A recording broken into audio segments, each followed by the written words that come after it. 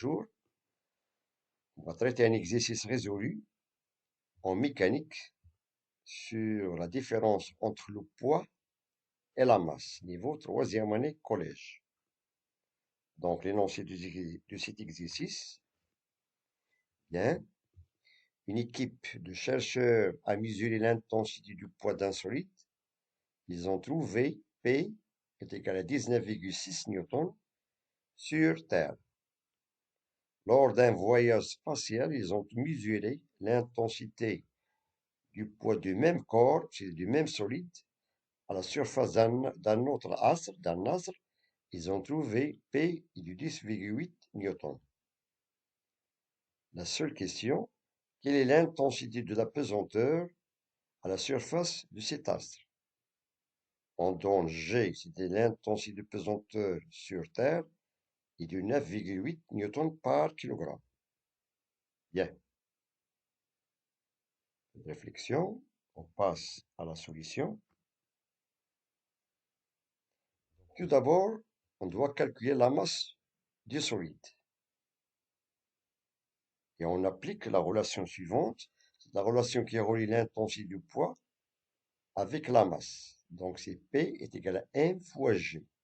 G, c'est l'intensité de pesanteur, M, c'est la masse du solide, et P, c'est l'intensité du poids. D'où on tire M est égal à P sur G. Donc, comme application numérique, on remplace, on a l'intensité du poids est de 19,6 newtons, et l'intensité de pesanteur sur Terre est de 9,8 newtons par kilogramme. Et on trouve que la masse du solide est égale à 2 kg. C'est 2000 grammes. Bien, ça c'est la masse du solide. Et elle nous demande, d'après la question de l'énoncé, de l'exercice, de déterminer l'intensité de pesanteur de cet astre. Lorsque solide, il est suspendu ou il se trouve sur le sol de cet astre. Et on sait, voilà, que la masse d'un corps dépend de la quantité de la matière dans le corps et ne dépend pas du lieu. Donc, c'est-à-dire que la masse du solide est la même sur Terre et sur cet astre. Donc, l'intensité de pesanteur de l'astre, on doit appliquer la même formule. On a ici l'intensité du poids est égale à M fois G.